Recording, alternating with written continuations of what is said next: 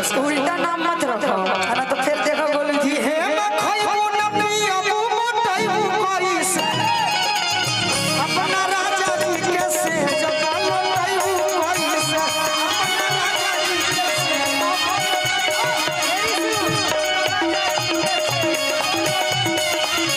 हमरा लागत है कि हम खाई मतलब हम खाई लगी है ना हवा में रहे हवा में रहे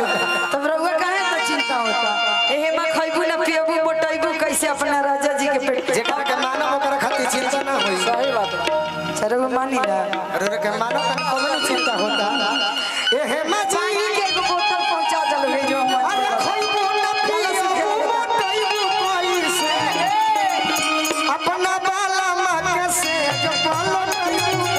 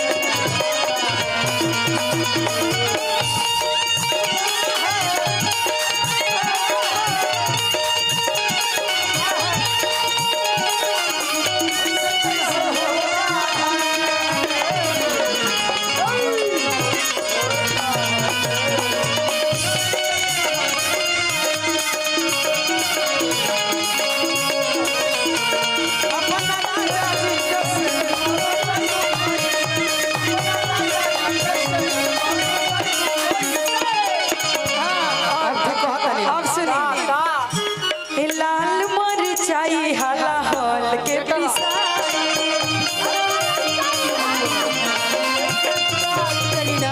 और घूमिए ने घुमा गोलू के पीछे छपाई हेलो लाल मरचाई हला हल के पिसाई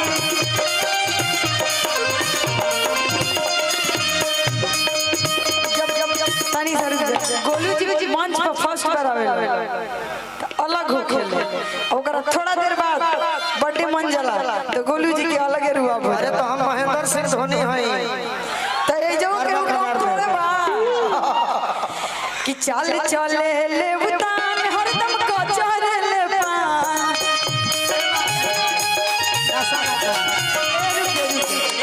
हां बोली नशा हम ना करी पानो ना खाई अच्छा मुंह में बताओ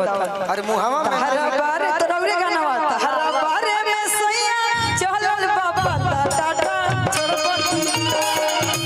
तोरा भाई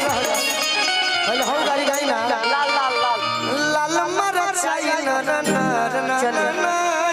शुरू से आओ शुरू से हे कहावा के सिलावट कहावा के लोढ़ा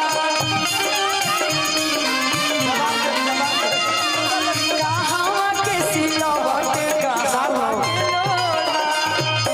आ कहावा के लाल मरचाई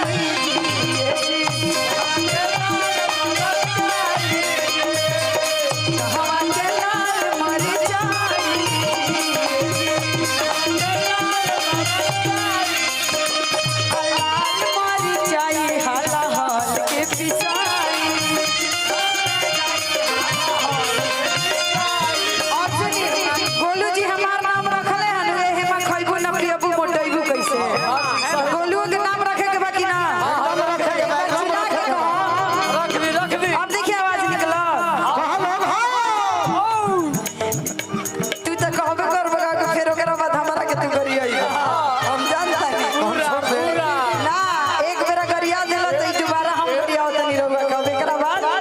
समा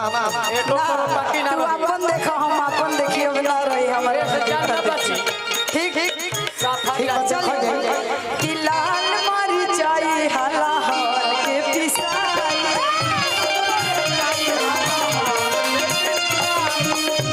और सुनी आ गोलू के गड़िए पछा पाई जी गोलू के पीछा